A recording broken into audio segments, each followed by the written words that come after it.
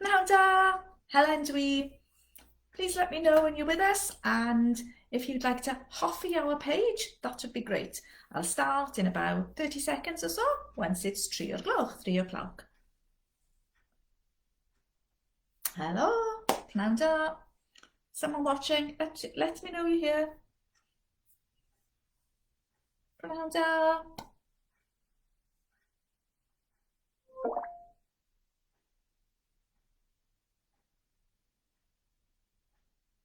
Iawn. Prynhawn da, Lori, prynhawn da, Eirian. Prynhawn da. A chroeso I warm up your Welsh ar ddydd Gwener. I can't believe it, we've reached Friday at last, and this will be the last of our very short taster lessons where we're looking at the first pip, the first 5 units of our entry-level course for beginners. Helen dwi. A heddiw mae Eirian yn helpu. So if you've got any questions, please let Eirian know. Okay, so we've been building this week our present tense sentences. So, dwi wedi blino. Dwi'n mynd i'r gwely. Yeah? Yesterday we did mynd i'r, to go to the. Dwi'n mynd i'r gwely. Dyn ni'n mynd i'r gwely. Question. Wyt ti'n mynd i'r gwely? Ydw. Nac ydw. And then talking about someone else, such as Teddy, mae Teddy yn mynd i'r gwely. Hapus? Iawn. Nata. Unit 5, Unit 5 changes direction, and that's completely intentional. Unit 5 is a standalone unit introducing us to some simple phrases in the past tense.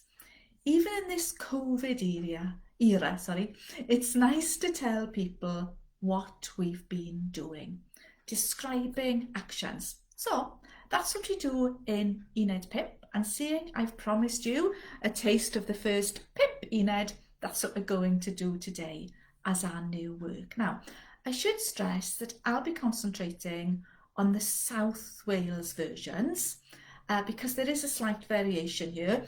Even if you use what I am going to teach in North Wales, you'll still be understood, but Adrian can type the North Wales versions maybe in our chat. Okay, that's it. Dydd Llun, on Monday, we learnt to watch.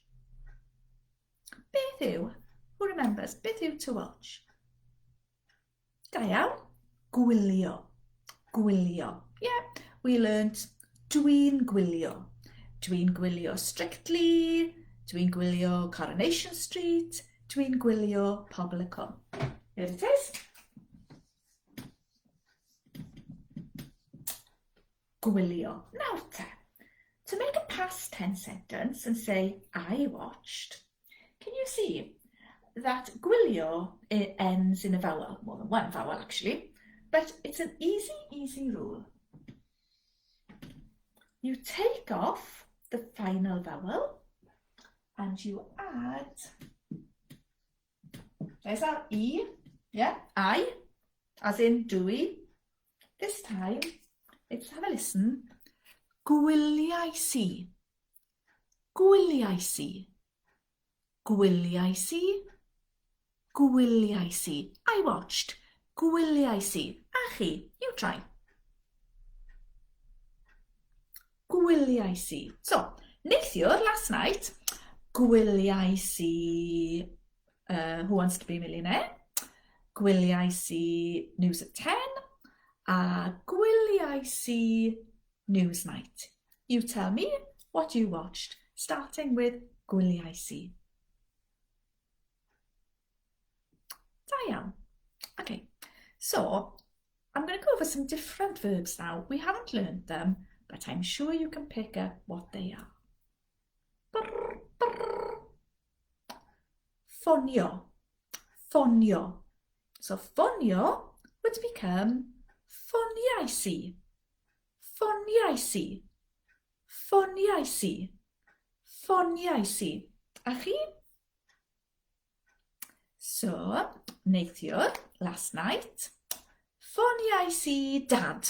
Yeah? Ffoniais i dad. Make up a sentence about someone you phoned last night. Da iawn. Gwiliais i. Ffoniais i. Okay, you can try these on your own now. To stop yw stopio. Stopio. Beth yw I stopped? Stopiais i. Da iawn. Stopiais i. Parcio. Parcio. To park. Parcio. I parked. Parciais i. So if I say parciais i'r car in a garage, I'm sure you can understand what I'm saying. Parciais i'r car in a garage. Gwiliais i. Ffoniais i. Stopiais i. Parciais i. Peintio. Peintio. To paint. I painted. Peintiais i. Again, I'm sure you can understand if I say peintiais i'r wal. Yeah, peintiais i'r wal. Peintiais i'r tŷ bach. Da iawn. Peintiais i. One little bit more difficult, but not much. Dansio. I think I look up as if I'm running or walking, but I'm supposed to be dancing. Dansio. Dansio. Dansio. Dansiais i. Dansiais i. Okay, let's do them quickly. I'll say the Saesneg, you say the Cymraeg. I watched. Gwiliais i. I phoned. Ffoniais i. I stopped. Stopiais i. I parked. Parciais i. I danced. Dansiais i. Da iawn. This one here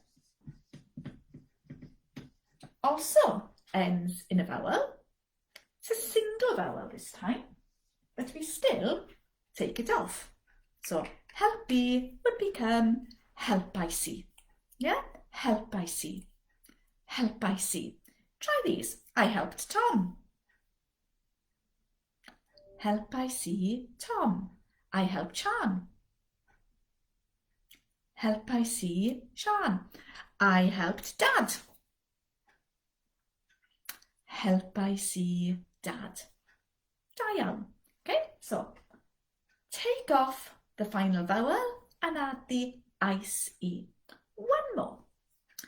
Dydd Llun, on Monday, again, we learned to read. How do we say to read? Darllen. Oh then, no vowel at the end this time. Yeah, darllen. Normally, when we have a consonant, like an N at the end, all we do is pop the ending on the end of the verb itself. So darllen would become darllenais i. Yeah? Darllenais i. How do you say, I read the Western Mail? Darllenais i, Western Mail. I read Lingo. Darllenais i Lingo. I read the Radio Times. Darllenais i the Radio Times. Da iawn. Da iawn. Felly, that's it. That's our introduction. Very, very short one to uned 2, 1, 2, 3, 4, 5. Building our sentences in the present tense, but then, as you can see, it's so handy to tell people what you watched, what you read, what you saw, and so on. Diolch yn fawr am eich cwmni. Thank you for your company every day this week, and thank you for your comments.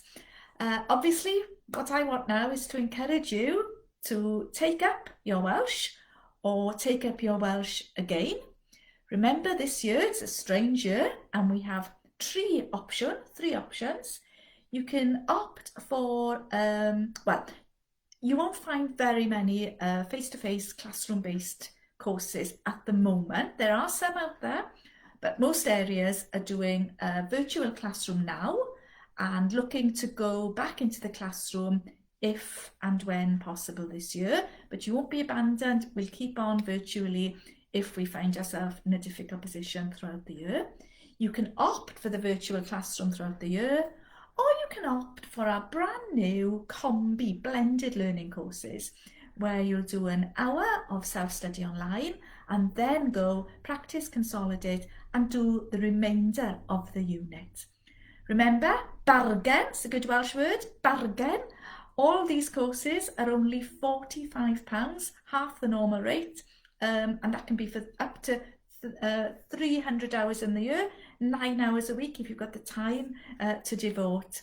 And all of the information can be had on dysgucymraeg.cymru, learnwelsh.cymru.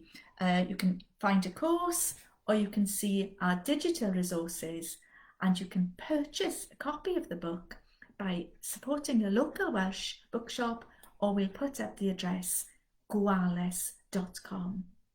Diolch yn fawr. Dwi eisiau paned. Dwi'n mynd. Hwyl!